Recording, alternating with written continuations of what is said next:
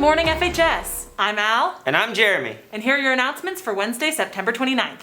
Leading up to Truth and Reconciliation Day, we'll be showing videos that highlight the history of this day. Here's the first one. A young boy trying to escape. It was 1966 when Chani Wenjack ran away from a residential school. His body was found near railroad tracks a week later. He was only 12. A New Heritage Minute tells his story through the voice of his sister Pearl. I survived residential school. My brother Johnny did not. For John Custer, watching it brings back painful memories of his own experience. Many times boys would run away, the girls would run away, and if we were caught, they would shave our heads and beat the hell out of you. Custer was one of more than 150,000 children forced to attend residential school in the 19th and 20th centuries. He's now part of a group that holds an annual reunion for survivors and their families. He believes there are still people who don't fully know what really happened. It was a reality. For me, it's nice to talk about it once in a while to get rid of it. The Minute was written by Canadian author Joseph Boyden. Seeing that little boy on the railroad track dead because he went to a school that was supposed to give him an education is very disturbing. They forced him to go to the Indian residential school. Doris Young was a member of an advisory committee with the Truth and Reconciliation Commission and spent years in residential school. She says while this might help educate, she would prefer to see something positive launch on Aboriginal Day. We're supposed to be out there dancing and making, telling our children what wonderful people they are. Action. For Historica Canada, it's important to recognize all parts of Canadian history to move forward. Only by understanding those mistakes, those things we've done poorly in our history, those things of which we're less proud, do we improve as a country. In 1966, Chani Wenjack's death triggered the first inquest into the treatment of students at residential schools.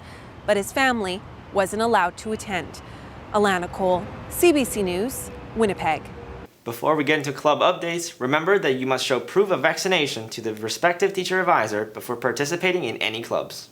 The 76th Annual FHS Club Extravaganza will be running Friday at lunchtime in the cafeteria. Come on down and see what clubs FHS has to offer. It's a great chance to get involved, to make some friends, and to make school a little bit more fun. This is a reminder that production chorus rehearsal is occurring today after school in the Tom Morton Theatre. New members are still welcome. If you're interested in Youth for Christ, the first meeting is tomorrow at lunch in room C65.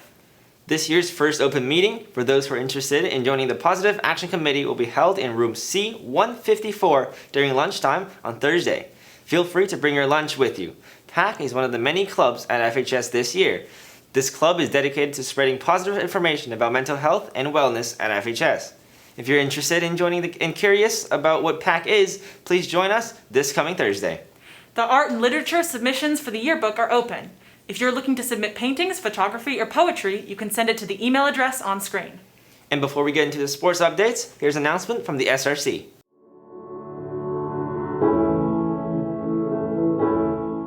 Hello FHS, it's Jeremy again.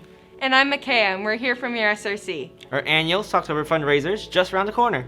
From October 1st to 30th, we will be collecting hats, mittens, socks, and other winter clothing accessories and donating them to various shelters around the city. Starting the 1st of October, there'll be donation boxes outside of the main office, the C50 classroom, and the SRC office in the cafeteria. Have a great day, FHS. The FHS football team is doing a food drive.